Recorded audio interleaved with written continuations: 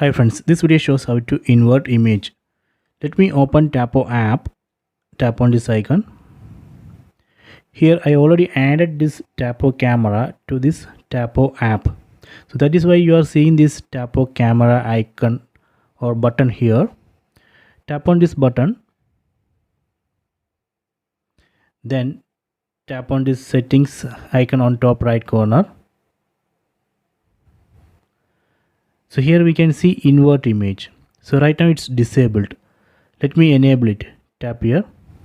So now I have enabled invert image. Then go back. We can see image has been inverted. So this way we can invert image. So if you want to go to normal mode, again tap on the settings icon on top right corner. Then disable invert image. Tap here. So now I have disabled invert image. Let me go back. You can see now it's in normal mode. So this way we can invert image. Please try this.